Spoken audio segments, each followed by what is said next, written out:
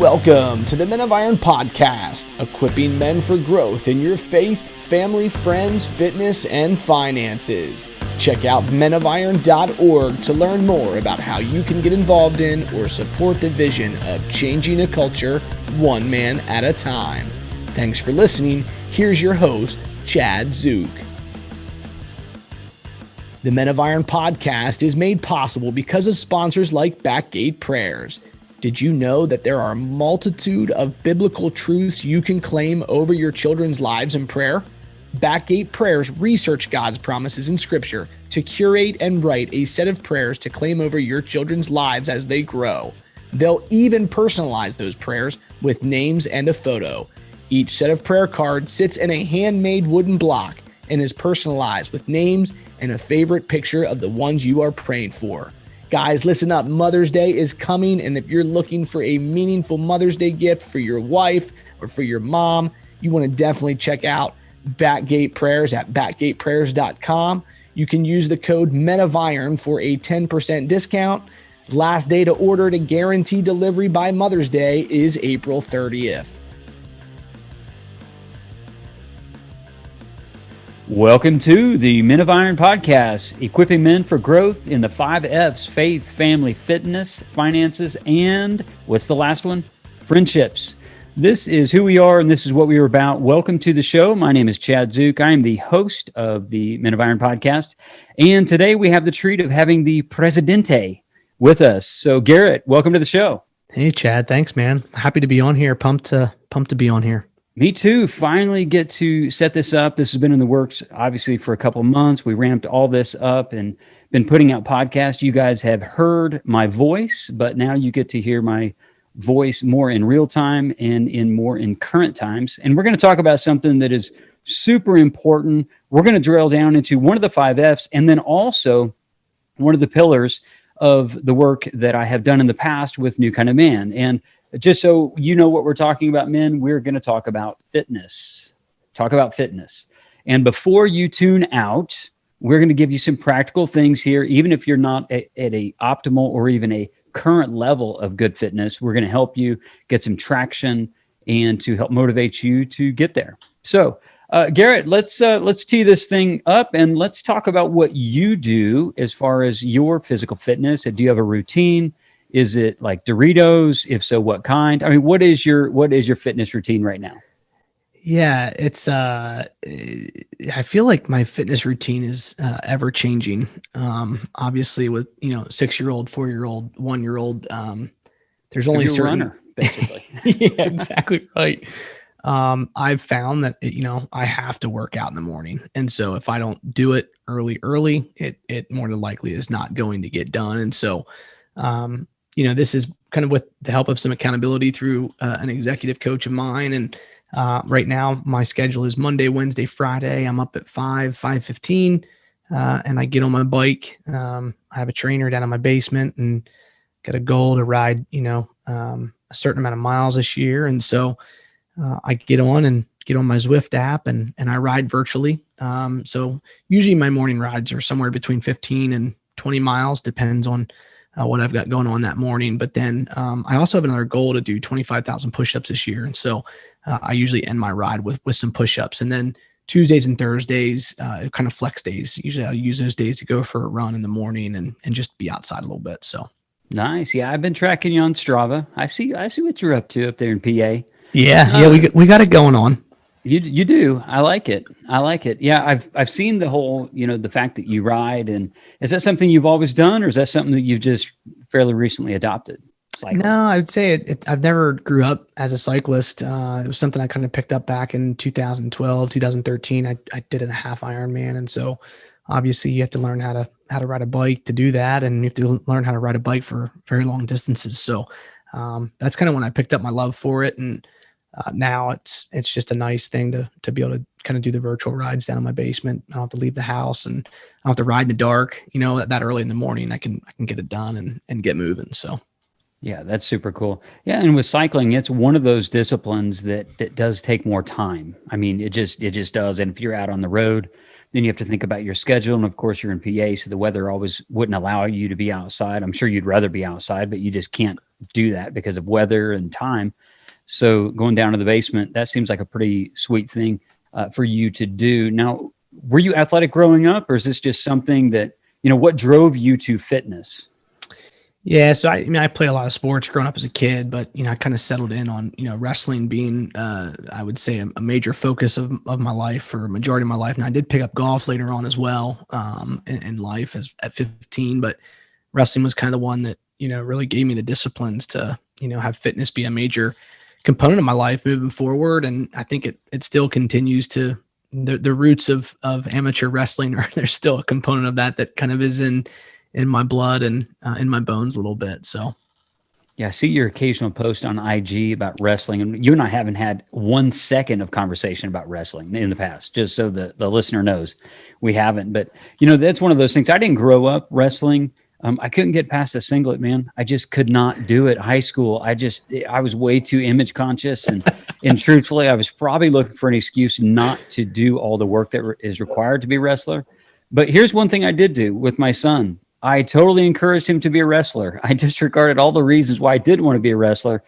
And I, as a dad, my son's 24 and married, and actually they're on an anniversary trip right now. Just absolutely loved watching my son wrestle in high school. Just from a dad's perspective, I see so many values, particular to wrestling, of just what it helps draw out in a young man. Is that the sport that you would say that you would, if there's somebody out there who's listening to this and maybe they're trying to raise kids, trying to figure out, hey, my kid wants to do this, my son wants to do this, my son wants to do that. Would you recommend that they get them in wrestling? If so, why? And if not, why not? Yeah. So, I'm a firm believer in wrestling. I think, I think all combat sports to some degree, jiu-jitsu is good for little kids. I'm a big fan of gymnastics at an early age, just to kind of learn them, how to balance your body and how to fall right and how to fall into positions. But wrestling is one of those things that, it's something that, hopefully my kids fall in love with it, but, I'll probably make them do it early on, not competing, but just simply going to practice and having fun with it. And, I'll hold wrestling, the competition side, off from them until they're ready, 12 years old. But as far as, the sport of wrestling and requiring, or at least encouraging our kids that way, there's no better sport. It's one-on-one. There's nobody else out there with you. It teaches you a ton of discipline. There's just life lessons that you pull life lessons away from every sport, but wrestling is the one where it's physical, emotional. There's no other sport like it in regards to the one-on-one component. You can't look around and rely on a team. It's you. So there's a lot of accountability that you learn in the process as well. And I just say the major things I took away from it, being 36, you don't realize it when you're, a teenager, young man, but just the disciplines you learn taken from the sport. It'll be one of those things that, I think now that girls wrestling is becoming a thing, it excites me to be a dad of girls, because it gives them an avenue to experience a sport that 20 years ago girls didn't have that opportunity. So I'm excited about it. That's super cool. One of the things that I really love about wrestling is something you mentioned early on, and what you just said is, with wrestling, there is no hiding. Once the lights go on and you're on the mat, it's you and one other person, and that's it. And the work that you have put in is going to be revealed one way or the other. And as a dad, I can say this, again, I can't say it as a wrestler myself, but as a dad, I can just say how much value that I know that brought to my son, because you can go through and you can see how much work you put in the gym, how much work you put in the weight room, how much work that you put in sweating ahead of time to get conditioned for the matches. And then you can literally see how that plays out on the mat. You may still get pinned. That's not what I'm not talking about wins or losses, but I'm talking about you can chart your own progression, in wrestling by putting in good work. And more so, I think, than a lot of other sports. A lot of other sports, it just doesn't shine through as much, in my opinion. Well, yeah. I want to talk about something particular today. I want to talk about Luke 2:52, and I don't know if you're familiar with this passage, Garret, but this is going to become the lens of what we talk about for the next couple of weeks on the podcast. And I want to talk about Luke 2:52 because this is what it says. It says that Jesus grew in wisdom and in stature and in favor with God and men. So out of this, it says that Jesus grew, and we see no sign in the scripture that he stopped growing in these areas. It wasn't like he just like reached this place and he's like, peace, I'm just going to pass this on to my disciples. I'm done. We see that he continued to grow. There was a progression in his maturity and in his growth of being the God-man. And I know both you and I are followers of Jesus, and we believe wholeheartedly in the authority of Scripture. So in this passage, in Luke 2:52, it says that Jesus grew in wisdom and stature. So for the next 4 weeks, starting with today, we're going to talk about these, that Jesus grew in wisdom. In the future, we're going to talk about intellectual growth. This week, we're going to talk about stature and drill down into the fitness, one of the 5 F's, and talk about physical strength or physical fitness. And neither one of us are experts in any of these things. We're simply men along the journey. So we just welcome you, the listener, to join us in the journey of what we've learned. And hopefully we can kind of disseminate some information that would be transferable and some skills that would be transferable to help you to become a better man. So in that passage also says in favor with God. So we're going to talk about spiritual maturity. That's kind of the obvious one. Again, drilling right into one of the 5 F's of faith. And then in favor with men. So we're going to talk about the relational components, and that kind of shines through on the family and then also the friendship side. So that's where we're going to be going, men, for the next couple of weeks. But today we're going to talk about physical fitness. And so when you hear that verse, that Jesus grew in wisdom and in stature and in favor with God and in favor with men, what are your initial thoughts? It's balance. That's kind of what I think about. And I think that's a challenge for most of us men is, when we do these equilibrium retreats or when we're asking mentors and proteges to kind of evaluate their life in these areas of their 5 F's, 90% of the time you get these guys that are kind of rocking and rolling in 1 or 2, maybe 3 areas, but the other ones are the complete disaster. Mm-hmm. And I think we often overlook that as men, Chad, to be quite honest with you. And we don't understand the significance of dismissing one of these areas of our life. And we don't understand that it's often that 1 or 2 things that's going to sink your ship just because these other areas are going well, right? So we all know these stories of the guy that's, rocking and rolling in his faith, and he's got a great marriage and he's got a great relationship with his kids, but yet, he's 100 pounds overweight, or vice versa. You got a guy that's slapped together. He's in shape. He's got all the money in the world, doing really well in his career, but yet his marriage and his kids, it's all a mess. So like, it just makes me think of, hey, Jesus was growing in all these areas, and it talks about balance. Now, I don't think that we're always in perfect balance, but I think we need to be aware of the balance in our lives and how that affects us. Yeah, and the word that I use to help define those, I think balance is a fair word too, is integrity. Integrity implies wholeness. So we should be in pursuit of integrity, wholeness in these areas. Because just as you rightfully said, I believe, and I know you do too, if we're lacking in one of these areas, we're ultimately failing as a man. I mean, I can have all the money in the bank, but if I'm not present with my wife and my kids, to me, I consider myself a failure. I'm not saying I need to have $1 million in the bank. That's not what I'm saying. And also we can be, very present with our wife and our kids. And yet if we don't have any friends, right? Like, I think that we're missing, there's a necessary component there that we're missing out. I know you and I both believe in mentorship. I mean, this is a big part of what we do and who we are as a organization and as men, not just tied to a business model, but a way of life. Yeah. We believe that every man has the potential to change the culture. When one man gets it, there's this, the ripple effect of that happens, in essence, can change culture. Yeah. And I think it's important to remember, like, I want to make sure our listeners even understand this. Like, it doesn't mean, just because we're having this podcast and we're talking about these areas and balance and, well, hey, if you're failing in one area, you're failing. Like there is reality to that. Like, let's not sugarcoat it, but because there is reality to that. But there's also one of these things that so much of this stuff is seasonal.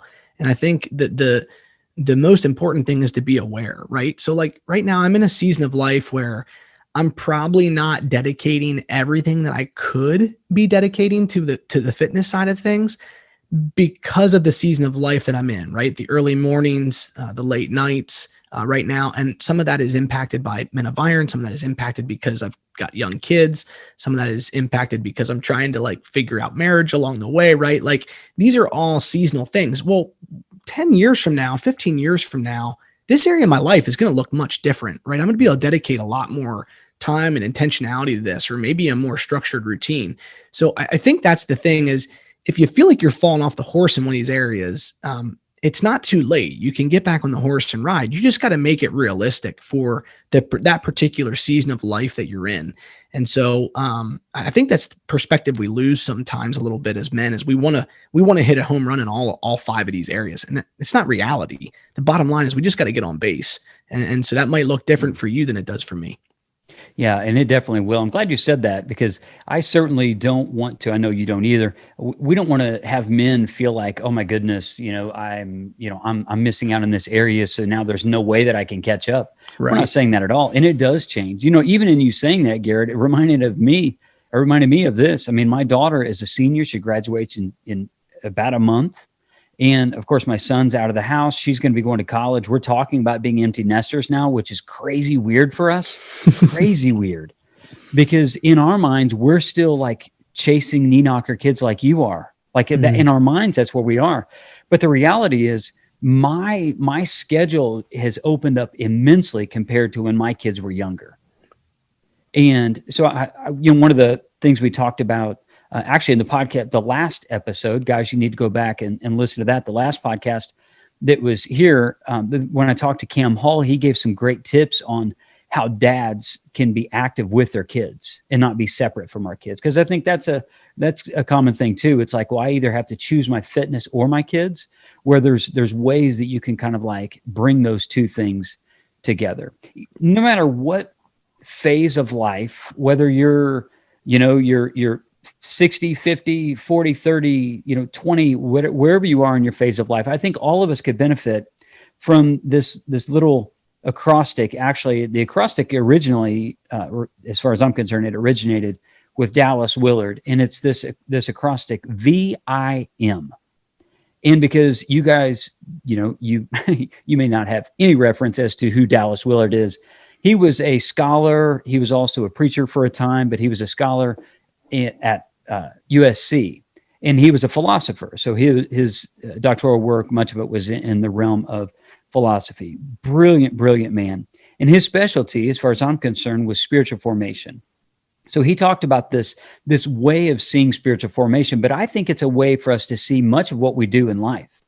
So the VIM, V stands for vision, the I stands for intention, and then the M stands for means. So let me unpack that just briefly, and then we'll kind of talk about this and try and make it really practical for you guys that are listening.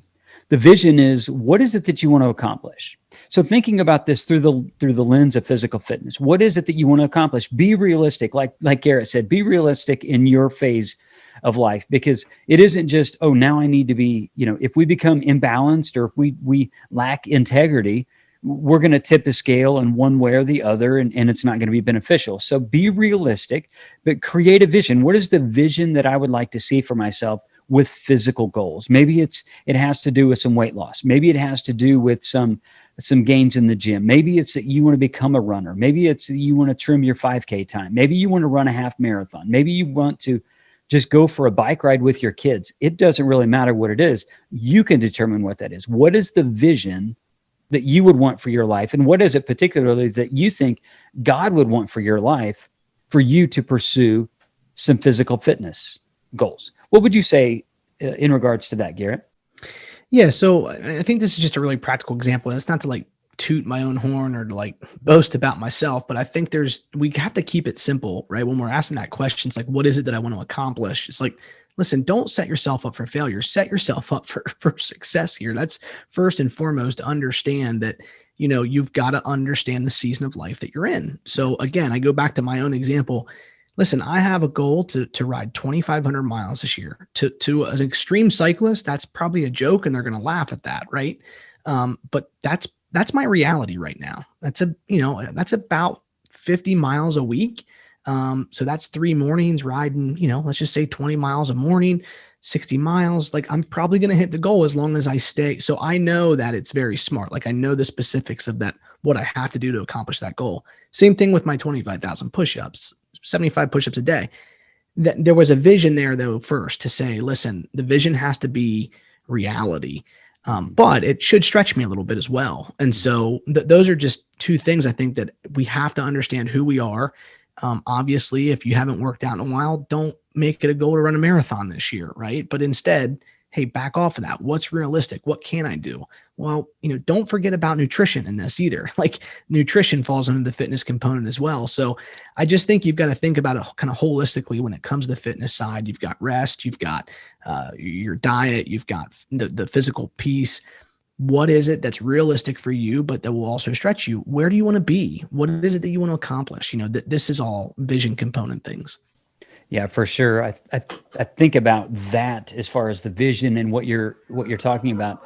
I think it needs to be clear. Whatever the vision is, it needs to be clear, and it also needs to be concrete. It needs to be clear, concrete, compelling, and there needs to be a challenge aspect. So it needs to be clear. It needs to be clear in your mind. You need to be able to say to yourself mentally, just using whatever tools you have available to remind yourself, hey, what is my goal? But it needs to be concrete. It needs to be like what you're talking about. You gave concrete examples. You didn't just say, well, I want to be physically fit this year. Because what does that mean? Nothing. Physically fit. So if I'm 25 pounds overweight, I'm physically fit now. If I'm 22 pounds overweight, or you know what I'm saying? It's like, oh, I maybe it's, anyway, you could go a bunch of different directions, but I think it needs to be clear. It needs to be concrete. Right. There needs to be a specific thing. And for you, the miles and also the 75 push-ups a day, those are concrete. Okay. That's the goal. Those are good goals.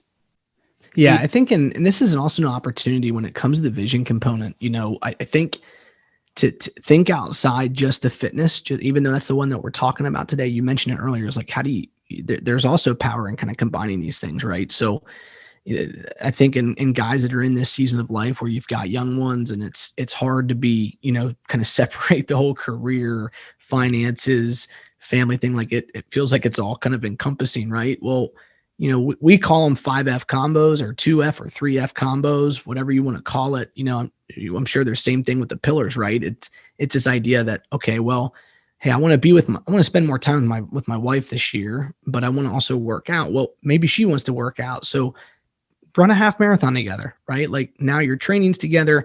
I know my wife and I did that a couple of years ago, and we found ourselves, doing these 5-mile training runs with the kids and the strollers. And so we were all together as a family. We're modeling something good for our kids. We're together. We're enjoying it. So there's ways to combine these things. And again, that can come out in the vision component here. Yeah, great example. And, for my son and I, my daughter's really not a runner, but my son and I, we used to go run all the time. So we would run together. So it's combining two of the 5Fs, combining them, and it's that combo aspect. Yeah. Another thing that I do now, and it may seem strange, but I don't listen to music whenever I run. So I run 3 days a week, and then I lift 2 or 3 days a week, and I have one hard rest day where I don't do any like physical activity in that way. So that's kind of like the rhythm, and my rest day changes depending upon my schedule. But one of the things that I do when I run is I can't listen to music. It just doesn't help me. I listen to sermons. Mm. So I add in the spiritual component. That's all I listen to is sermons while I run. That's it. So I don't listen to podcasts, and that way I'm incorporating 2 of the pillars, 2 of the 5Fs into one. And actually it's a system that works for me. Now that may not be a system that works for somebody else, but exactly you're right. Yeah, no, I think it's like to each his own, right? Like I have a buddy that's a big runner, and he's like, I used to listen to music all the time. Now I don't listen to anything because it's just that quiet. And that morning run is like the only quiet time I get during the day. And so I just think, what is working for you compared to what season you're in? You've got to have that vision. You've got to be able to establish that. Yeah, absolutely. So the vision, just some things to help you men. I think it needs to be clear. You need to have it clear in your mind. You need to be able to say it. You need to be able to write it down and know exactly what you're talking about. There needs to be a concrete aspect of this. In other words, your goal needs to be an actionable goal and that you will know when you reach it. I also think that there needs to be a challenge component. It can't just be something that's so low-hanging fruit that you just know you're going to do it. I mean, we are, men listening to this podcast, we were meant to do work and to achieve. And that's just part of the natural power that God has given us and just agency to be able to live life. So I think that there's an aspect of that requires a challenge. So I would say wherever you are, start where you are. Don't start where I am. Don't start where Garret is, right? Start where you are and then make it clear, make it concrete, but also give yourself that challenge aspect to where it's start where you are, but yet what does it look like just one tick or two ticks up from where you currently are, and good. That way you want to set yourself up. You want to set yourself up for success. The last thing we want is to see more guys fail. I mean, this is the reason why we do the work we do, is to help men to not fail. So the first thing is vision. The second thing is really kind of a clarifying idea around vision. And that is intention, meaning that if you decide that this is the vision, but what is it that you intend to do, or who is it you intend to be if you accomplish that vision?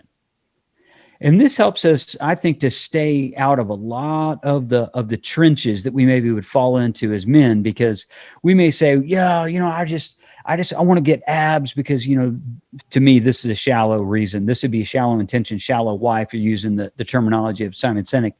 But I think that, if somebody says, beach is coming up, man, it's summer, I'm going to the beach, I want to look ripped, I want to go out and I want to have abs and I want to do all that. I'm like, that's a pretty shallow why. And it's a seasonal why. So it's like, I'm going to look good over the summer, but then what? I can just totally disregard myself after that. So it's not a strong enough why. But when you hear intention, what kind of things rattle in your brain? Yeah, I mean, it even takes me back to this morning. I was in my morning devotions and just kind of sitting there journaling and praying and realizing that, some of the things that I have been pursuing, whether it's a goal here at Men of Iron, it could be a simple to do, right? Or maybe it's the responsibilities. Like I'm coaching, volunteering, coaching U8 girls soccer right now, which is quite the experience. But I'm doing that here in my community, right? And I coach youth wrestling here in the community, and so a lot of times I think I see these things as, it's on my plate. It's a responsibility. It's a commitment. And rather than seeing it, man, this is an opportunity to actually show people Christ, right?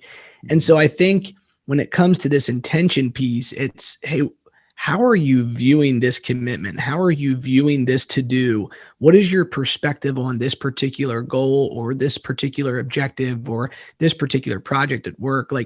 When reality, what I realize is I need to commit more of these things to Christ in the process. I need to commit more of these things to God and say, Lord, I want your wisdom. I want to be your light through this avenue. And again, it could be personal. It could be something you're volunteering with.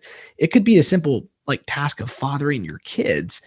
So many times we as men, we carry all these different weights and these different responsibilities that we quickly can become agitated or short, or, our temper starts to flare up and we have these outbursts.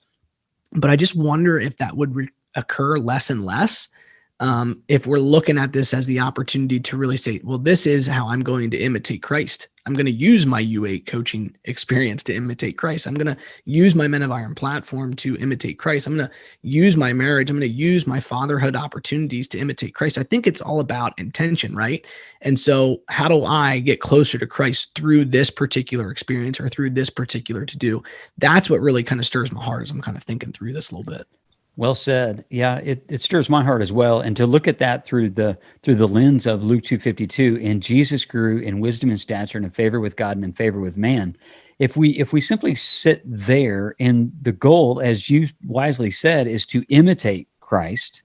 And so I'll change the terminology, meaning the same thing, is to pursue Christ likeness. We pursue Christ likeness, therefore to imitate Christ. And one of the areas that we can imitate Christ is not just in our knowledge of the Bible, not just in all those things that we typically connect with Christian or church, but also in our health, in our physical strength. I'm just interested in how you would answer this question. And I realize your perspective is going to be totally different than mine, maybe, but maybe your answer is similar. Who knows? But we'll find out shortly. What do you think is kind of like the place where you see most men today? Do you think that they have the freedom to go out and pursue their physical and health goals, or do you, Christian men particularly, or do you think that it's been downplayed so much to where they almost feel guilty if they do it? Oh man, that is a really good question. I would say, okay, so there's two sides of the aisle, like everything else in this world, right? There are certainly guys that I believe kind of abuse this area, right? And they're putting way too much focus, way too much time. They're doing it for their own self-glory. They're not doing it for the glory of God, right? They're not doing it, well, I'm going to take care of myself because I want to take care of my family, or I want to take care of my kids. They're doing it simply for themselves. Now, I'm also saying that's abused. There's also an element of doing it for yourself and taking care of yourself that's not a bad thing either. So I want to make sure I kind of throw that out there. I would say, as far as the men that we work closely with, right? The guys, the mentors, the proteges, I would say this has, and again, this is my network, my demographic of guys that we're working with. It's often kind of one of the areas that's just been forgotten about. There's no intention to it. The church hasn't talked about it. Not enough leaders in organizations or churches. I don't think not enough leaders are focusing on this area. I don't think we understand the significance of how this bleeds into every other area of our life. And actually, I think there's a lot of power. And I think if you look at some of the most successful people in the world, the CEOs, top executives, they're very highly disciplined people that are taking care of themselves first thing in the morning through physical fitness. So I would say more or less in my lane of men that we often run into, it's an area that's been forgotten about. Yeah, I think it's similar for me. It's interesting as you're talking, I couldn't help but think of many conversations I've had with men over the years, and they talk about, when they were athletic or in playing sports in high school and before, and then, college or not college or technical school or just going to work. And then, then they get married and then children and then responsibility. And then all of a sudden, their whole life turns upside down. And then being active or being athletic or being fit is something that they used to do. And it's almost like it gets stacked way underneath the priority list of all the other things that they think are more important. But for me, I want to flip the script on that, not to be selfish, but honestly to be selfless for men. Because if we were to show up physically, we're actually going to have more to offer our family than if we're not physically fit.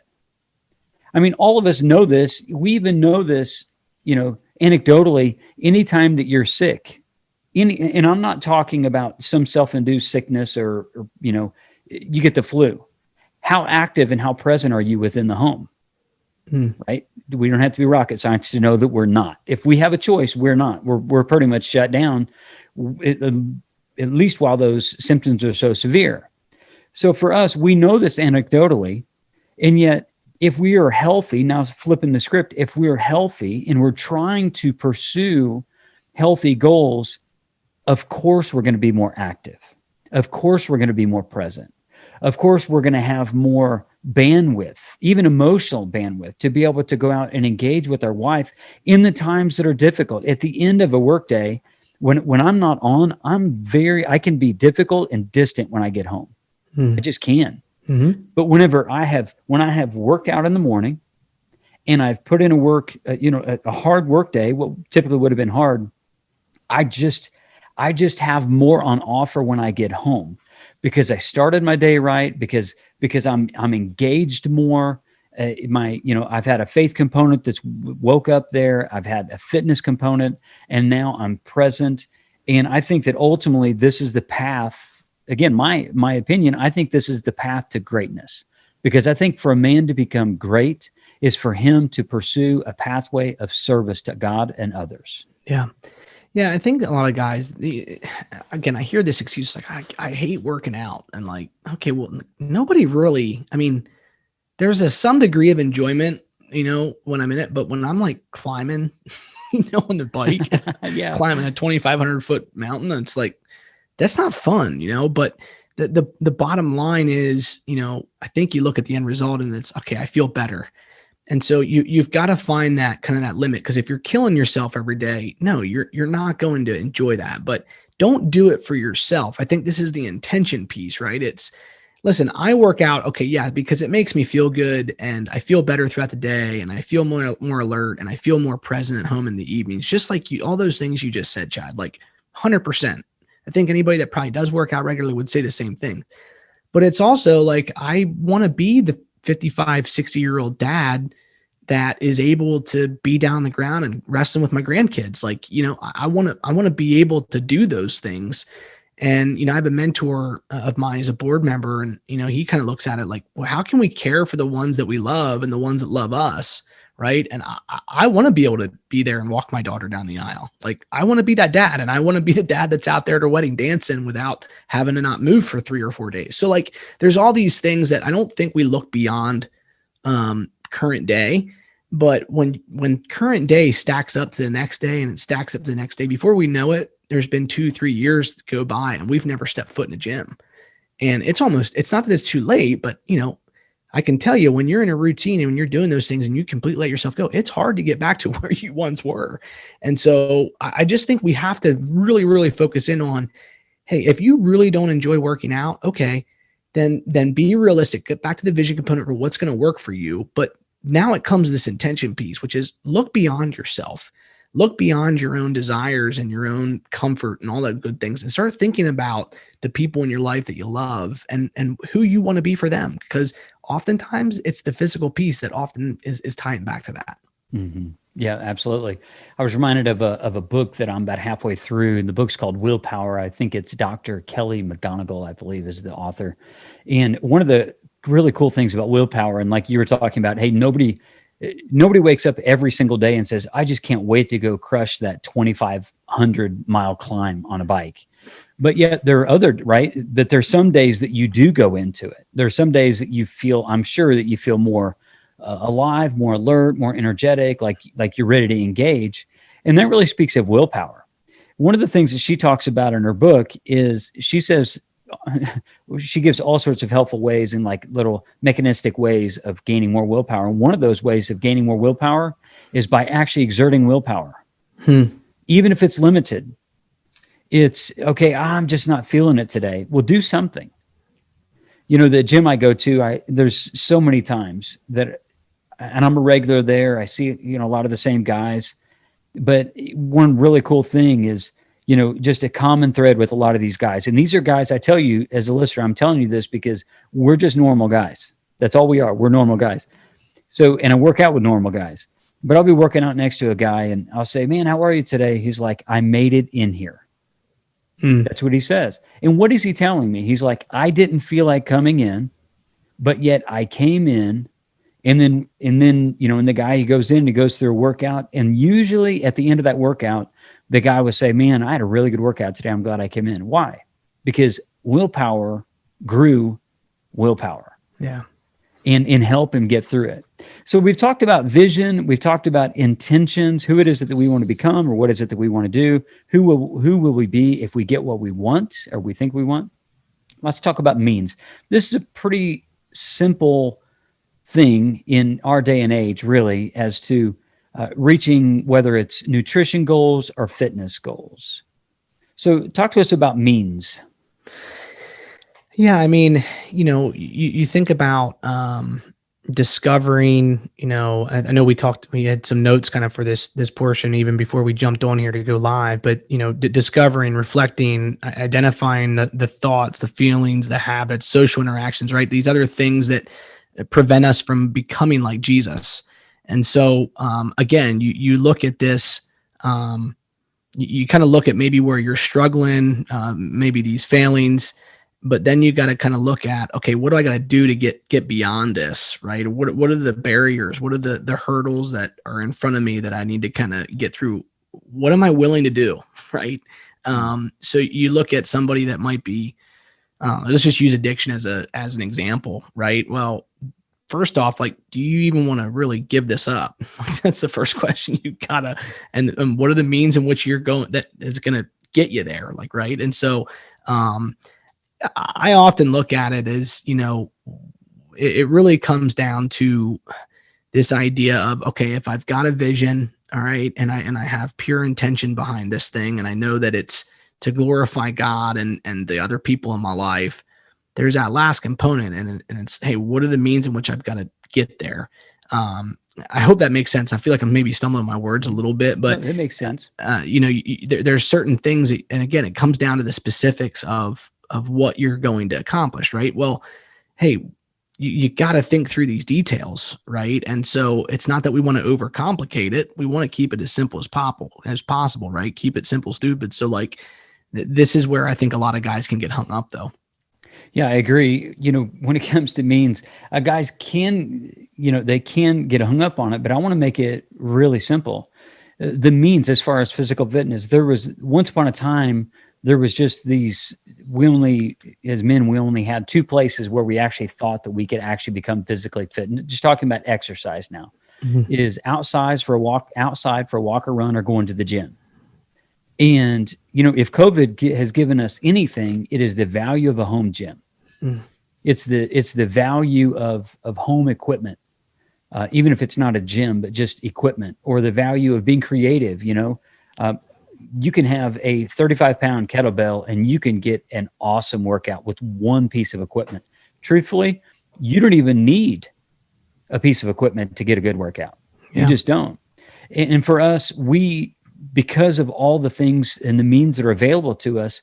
I mean, I was just yesterday, actually, I was on Instagram and kind of got lost in some of the videos on Instagram. And it was like, in this area, it was like exercise videos. And I'm watching this and I was thinking about this podcast. And I'm like, good grief. There's no reason in the world. There's no lack of information out there for us. So there's no reason in the world why we couldn't have some sort of physical fitness goals if we want it. If we truly want it, like you were talking about. We have we live in a day and age, Chad, where we have so much information. We talk about this all the time here at Men of Iron, right? Which is like, okay, there's information versus transformation, right? So we have all the access to information that we want to at the click of a button, but scrolling on our phone, right? We have more access to things than we ever had before.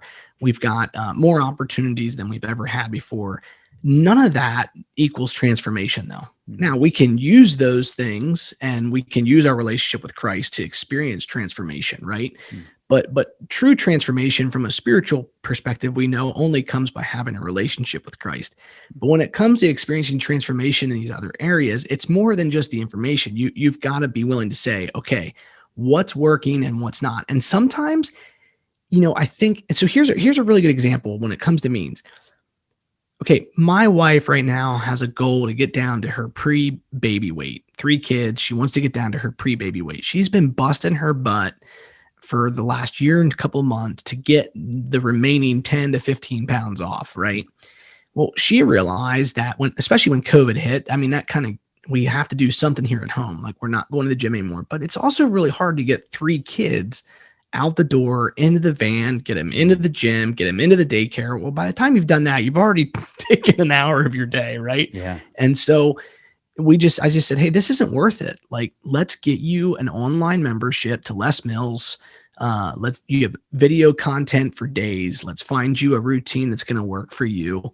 So Monday, Wednesday, Friday, she does her thing with Les Mills. Tuesday, Thursday, she's asked me to stay home a little bit later in the morning so that she can get that workout in without the kids distracting her. And I show up to the office a little later, but I also stayed at the office a little later that day. So like, these are all things. These are just examples of like, okay, hey, and what are the means in which I got to, go get this done? There's so many different opportunities out there. But none of it leads to transformation until you grab it and you actually start to execute on it. Right. And so these are all things, right? And again, that might not work for some people, but again, go back to the vision. Like, what's reality right now? What are the specifics here?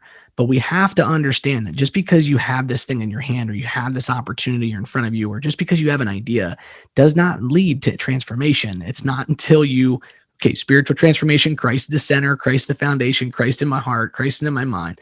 When it comes to this physical transformation, you've actually got to be able to execute and go out there and be a little bit disciplined. Yeah, that's gold. And I think that's one of the real problems that Christians generally run into is they think that information equals transformation. So it's like, if I can just do this Bible study, if I can just complete this Bible reading plan, if I could just absorb this information, then I'm going to be changed. And that's really the passion of my heart for men is spiritual formation, which is why Dallas Willard came about, or, with the VIM thing. It's about spiritual formation. It's about true change.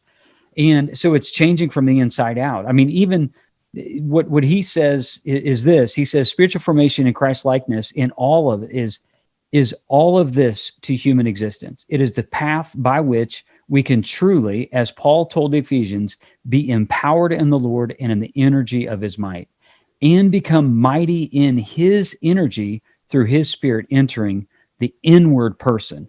All of that implies change or formation or reformation. And I think that we have to be reformed even in our mind and in our heart to be able to engage in this physical piece so that we can do so we can show up big in our world.